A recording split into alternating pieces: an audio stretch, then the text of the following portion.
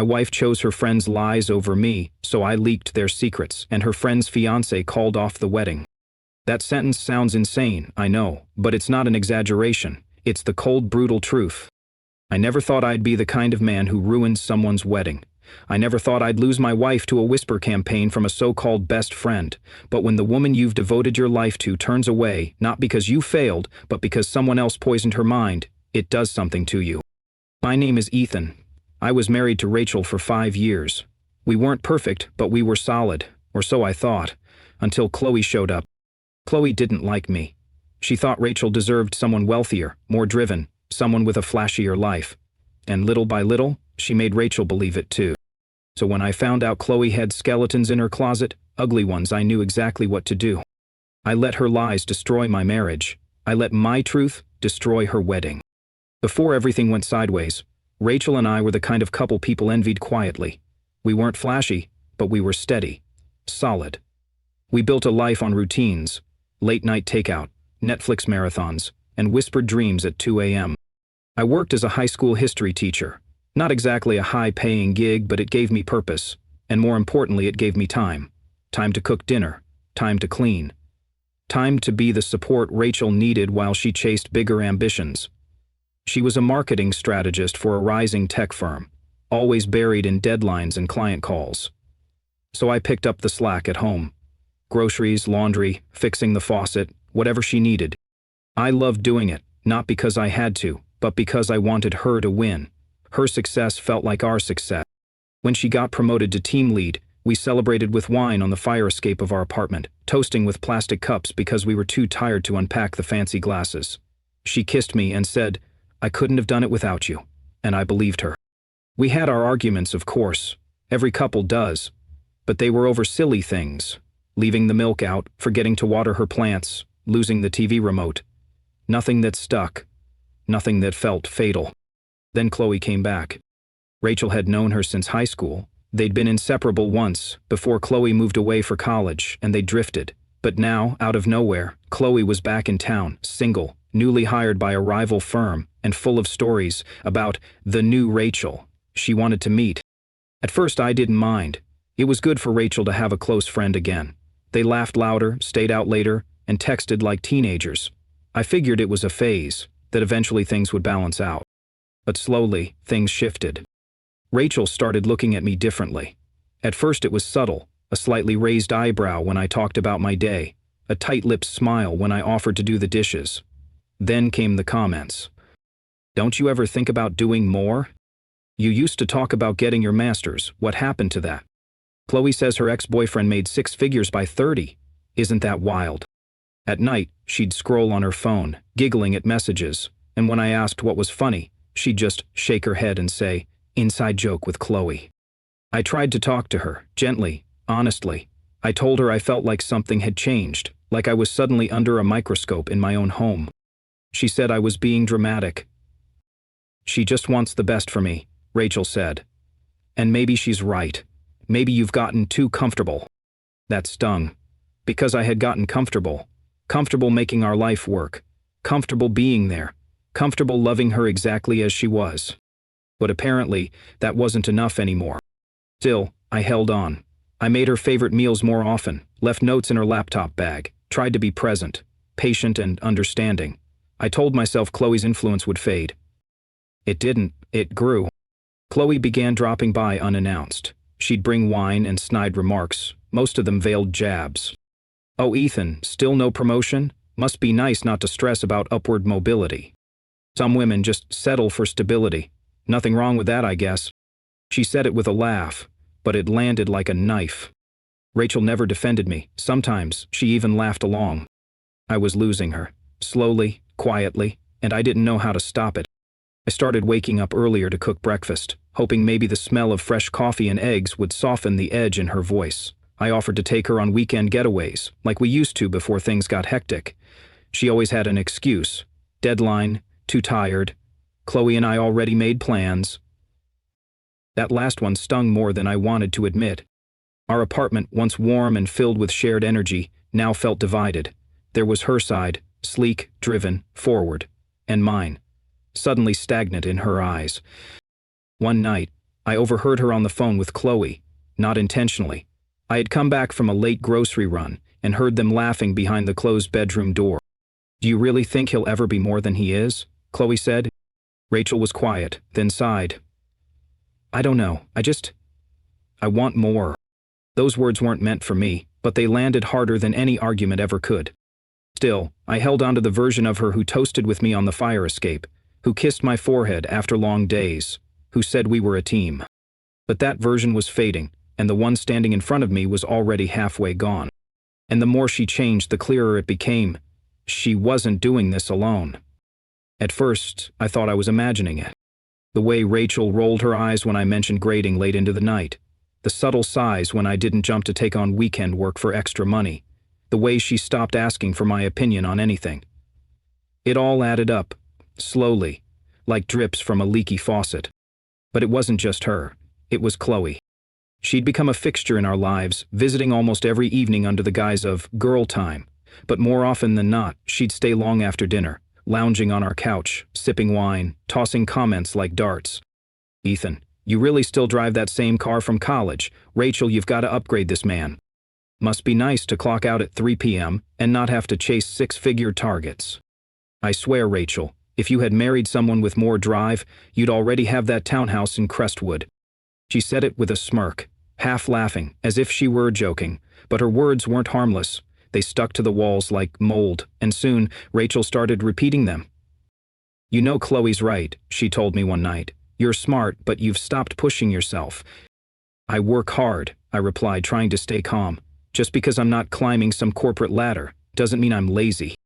But it feels like you're okay just being there. Like you're coasting." I didn't know how to respond to that.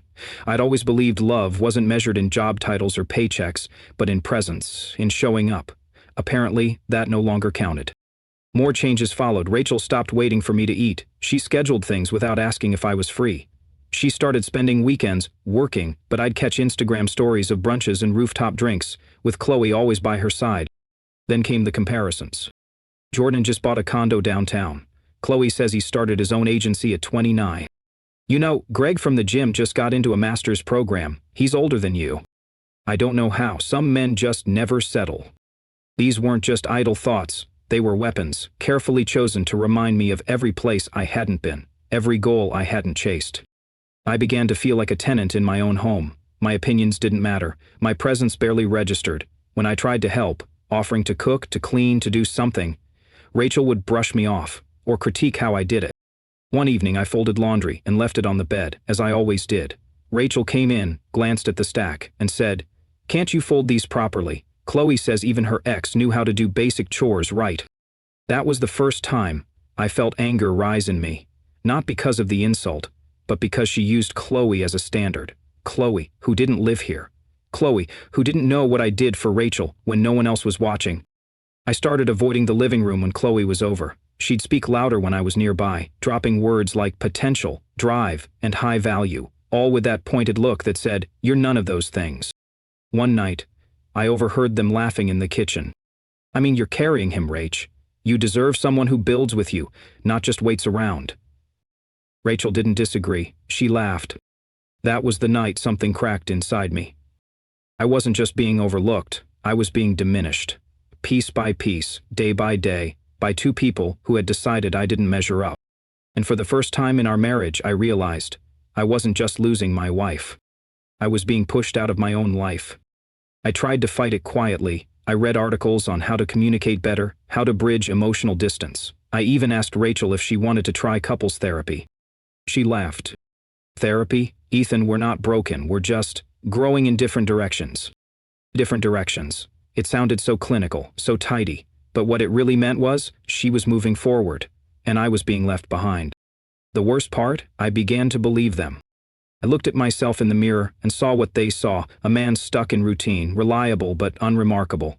I questioned every decision, every dream I'd let go of to support hers.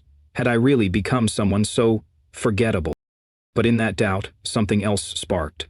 A quiet, growing awareness that this wasn't just about me changing. It was about someone actively rewriting the narrative of who I was and convincing Rachel to believe it. Chloe wasn't just a bad influence. She was deliberate, calculated. And as much as it hurt, I realized I needed to know why. Because if someone was working that hard to tear me down, there had to be something they were trying to hide. So I stopped asking what I did wrong, and started wondering what Chloe had to gain. So I stopped asking what I did wrong, and started wondering what Chloe had to gain. It wasn't long before the answer came crashing in, and when it did, everything made sense. The manipulation, the whispers, the way she positioned herself between us was like a third partner in our marriage. His name was Jordan. He showed up like a casual mention at first. Rachel dropped his name in conversation. Chloe's old friend from a networking event, she said. He's starting a fintech company. She claimed she was helping him with some branding ideas. Just giving friendly feedback. I didn't think much of it at first, but then came the meetings. First over coffee, then working dinners, and then entire Saturdays blocked out to get into strategy mode. Is this really just about helping him? I asked one night, gently. Rachel's expression went cold. Are you accusing me of something? No, You barely make time for us anymore. Maybe because us feels like a dead end, she muttered. That one sentence told me everything. Not about Jordan. About her. She wasn't just drifting anymore, she was choosing to anchor herself somewhere else. I let it slide, though it ate at me. I hoped it was just a phase, a rebellion fueled by Chloe's toxic encouragement. Then I overheard a conversation that erased every last hope. They were in the kitchen. I had come home early from school, and they didn't hear me enter. The door was slightly ajar. Their voices were low, conspiratorial. Don't feel guilty, Chloe said. You're not cheating, you're exploring what you deserve. But what if Ethan finds out? Rachel asked. Man won't, Chloe replied quickly. And even if he does, you've already emotionally left. He'll understand eventually. Or not. Either way, he's not your problem. I backed away slowly, each step heavier than the last. I didn't say a word. I didn't confront her that night. I didn't even flinch when she told me the next morning that she needed space. I think we should separate for a while, she said, eyes down. I need to figure things out. I simply nodded. I packed a small bag, took my laptop, a few changes of clothes, and my dignity, what little was left of it. I moved into my sister's guest room, where the walls were lined with old posters of bands I used to love and memories I couldn't afford to feel. Rachel didn't even text me for days, and when she finally did, it was about a bill she forgot to transfer. I wanted to rage, I wanted to beg, I wanted to ask why, to shake her into remembering what we had. But I didn't. Instead, I started watching. Rachel posted less, but Chloe couldn't help herself. A photo of a wine glass, a blurred man's silhouette, a rooftop view that matched a hotel bar downtown. It didn't take much to figure out she and Jordan were getting closer. Fast, and not just as matchmakers. One evening, while grabbing takeout, I ran into an old classmate, Dan, someone I barely kept in touch with. He worked in real estate, and casually mentioned he'd seen Chloe recently. With her new guy, he said, laughing. Didn't know she was single again. What do you mean, again? I asked, pulse spiking. Oh, she used to be with some guy named Mark. They were on and off forever, but now she's dating some rich startup dude. Wild, right? Well, the name didn't mean much, yet, but it planted a seed. Back home, I started digging, quietly, carefully, old social media tags, group photos, comments Chloe forgot to delete, and there he was, Mark, still following her, still liking her photos, and still very much around. Then I saw it. A recent picture of Chloe was taken at a jazz lounge, with a man whose face was half visible in the mirror behind her. Not Jordan. Look, Chloe wasn't just manipulating Rachel, she was hedging her bets. She had one foot in a shiny new future, and one in her chaotic past. And Rachel? She was being played just like I was. It felt like drowning all over again, but this time, I refused to sink. I saved everything, screenshots, dates, locations. I started taking notes like a detective, not because I wanted revenge, but because I needed to understand the full extent of the betrayal. That's when it hit me. Chloe never cared about Rachel's happiness. She only cared about control, about winning, about pulling people's strings and watching them dance. And I had been her puppet for years, quiet, devoted Ethan, the perfect backdrop for her drama. Not anymore. The night I closed my laptop, I stared at my reflection and said out loud, she doesn't get to write my story. I didn't know what I'd do next, but for the first time in months, I felt clear. And clarity, I realized, was a weapon. Days later, I got the final confirmation I needed, without even trying. A mutual acquaintance, someone from Rachel's firm, messaged me out of the blue. She said she was sorry to hear about the separation, and added, "I hope Jordan doesn't come between you two, the way he did with his last engagement." That word, engagement, slapped me in the face. "Wait," I typed, "he was engaged?" She replied, "Yeah, to a girl named Elise. Broke it off last year after some drama with Chloe. But hey, not my story to tell." I didn't reply. It all fits now. Chloe had been circling Jordan for months, not for Rachel, but for herself. And Rachel? She was just the bait. That night, I returned to our apartment to collect the last of my things. Rachel wasn't home. Chloe's coat was on the rack. She was there, alone, curled up on the couch, like she owned the place. "You came back," she said with a smug little smile. "No," I said quietly, "I came to finish something." I didn't explain. I didn't know her that. But in my mind, the pieces had finally locked into place. Rachel may have broken my heart, but Chloe orchestrated the whole damn downfall. And now, I had something she didn't expect, the truth. Moving in with my younger sister felt like pressing pause on adulthood. Her apartment was cluttered with textbooks, half-drunk coffees, and the soundtrack of someone still figuring life out. And yet, in my hollowed-out state, it was the safest place I could find. No judgments, no tension, just a borrowed mattress and silence. At first I told her I was just taking a break, but Emily wasn't stupid. "You're not eating," she said one night, handing me a grilled cheese sandwich. "And you haven't shaved in 2 weeks. This isn't a break, this is heartbreak."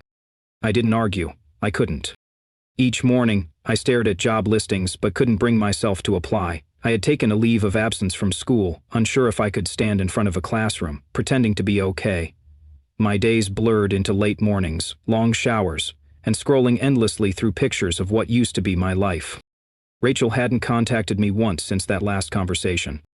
Chloe, I imagined, had already moved on to the next scheme. The silence from both of them echoed louder than any fight ever could. I felt like a ghost, like I'd been erased from the very story I helped build.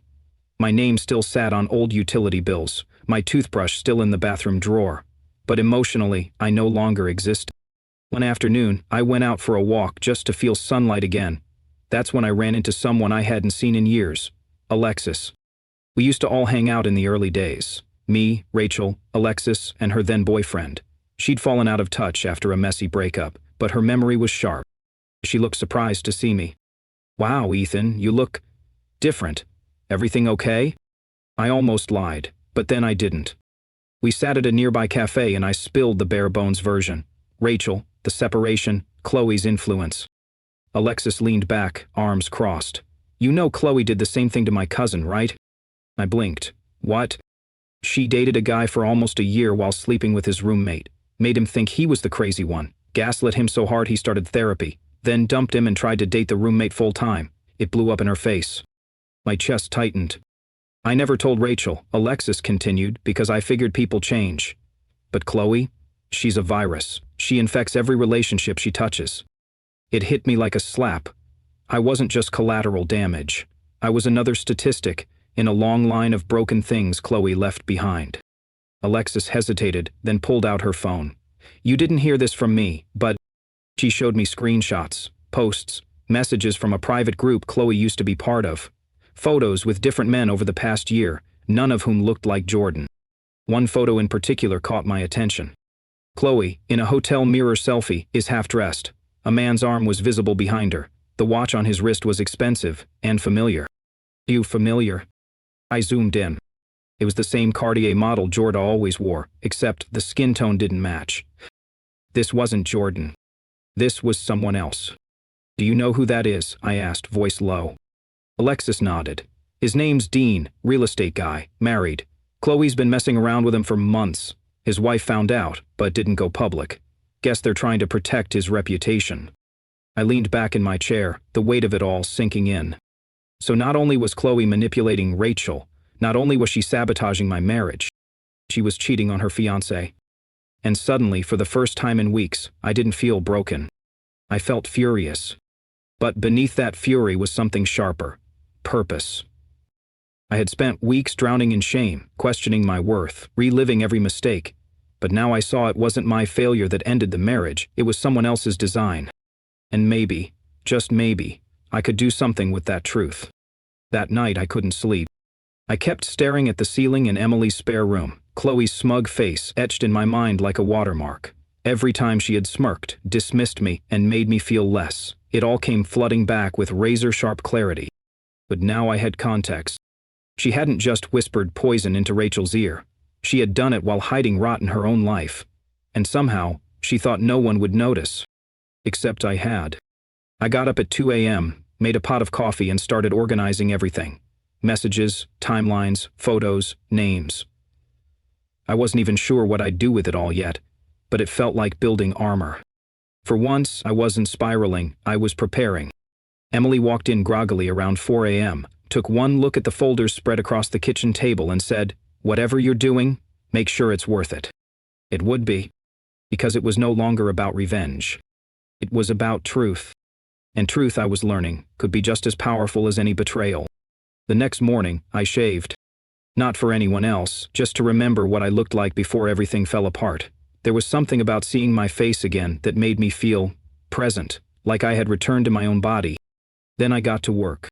Not in the angry, vengeful way I might have a few weeks ago. This time, it was methodical, careful. I wasn't going to burn everything down. I was going to illuminate the truth and let it speak for itself. I started by documenting what I already had, the screenshots Alexis gave me, time-stamped and clear, the photo with Dean's watch, the location tags, and the overlapping dates. I created a private folder, encrypted it, and backed it up twice. Then I set up a fake social account, nothing illegal, just a clean alias to observe Chloe's public posts. It didn't take long before her curated perfection started to show cracks. On her Instagram story, she tagged a new brunch spot.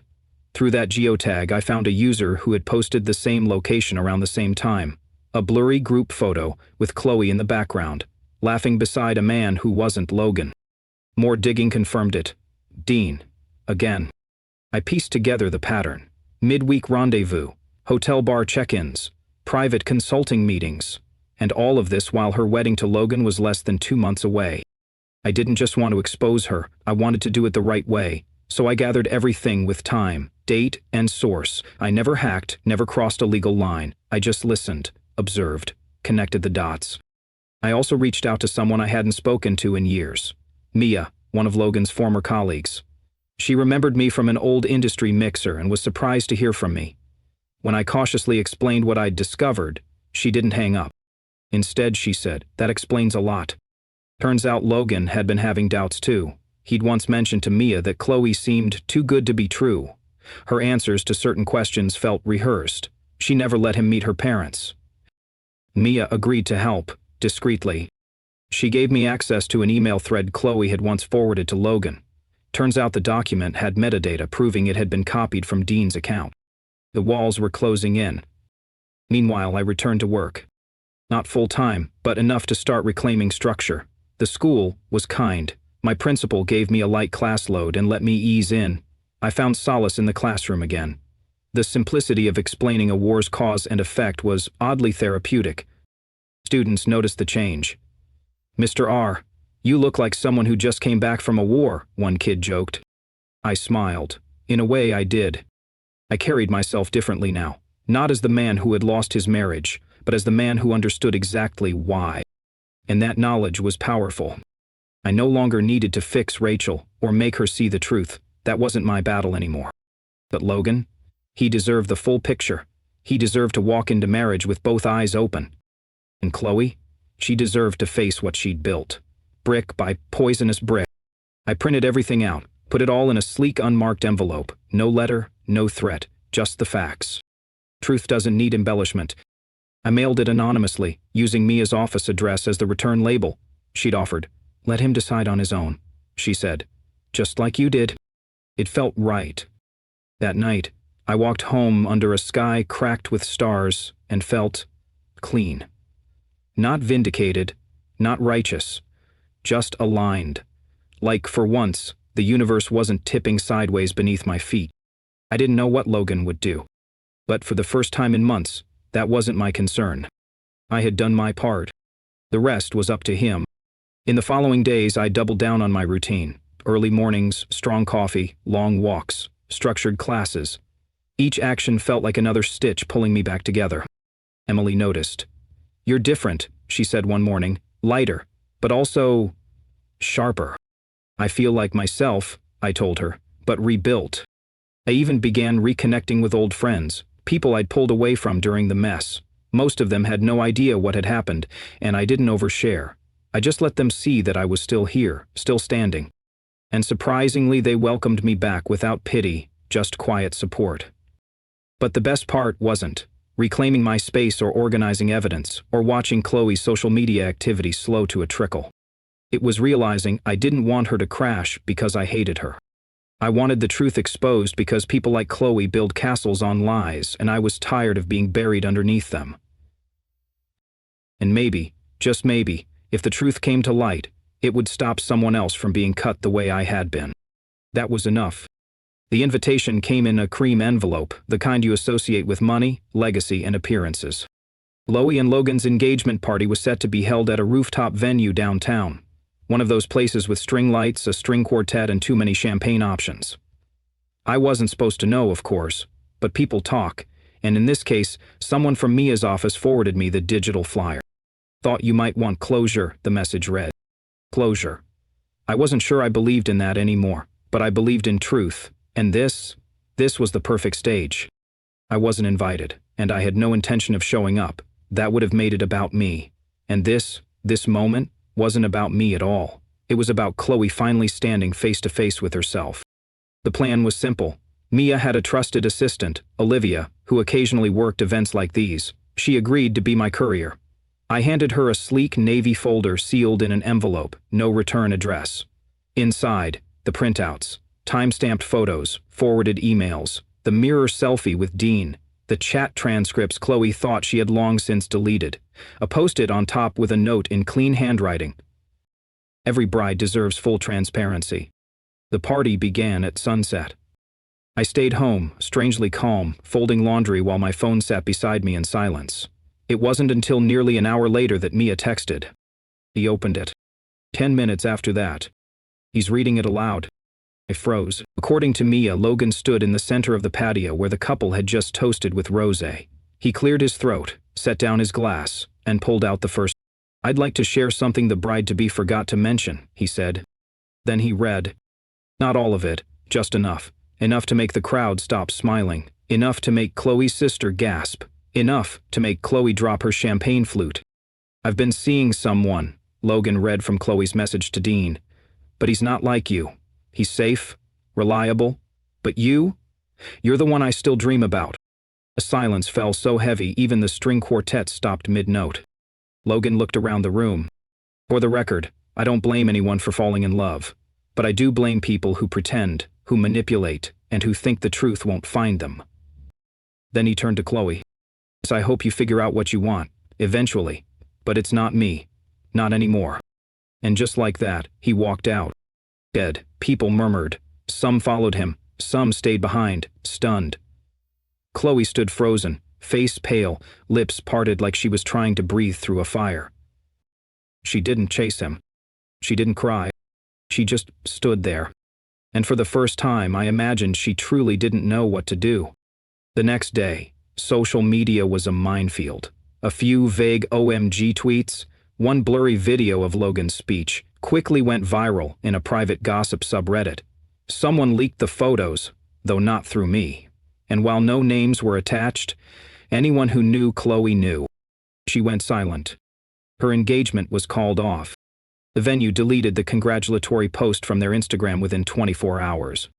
As for Logan, he disappeared from the digital world, deleted all couple photos, changed his profile picture to a landscape shot, and posted a single quote on his story. "Better no crown than a poisoned one." I didn't dance, didn't cheer, didn't post a smug emoji. That wasn't the point. The point was, the truth had landed. And for once, Chloe couldn't twist it. Olivia told Mia that Chloe left the party early, alone, escorted quietly by her mother. No drama, no scene, just silence. That image stuck with me. Because Chloe was never the kind of person who imagined she'd be the one people whispered about. And yet here she was, no longer the puppet master, but the cautionary tale. I sat on my sister's porch that evening, a beer in hand, watching the wind rustle the trees. Emily stepped out, glanced at me, and smiled.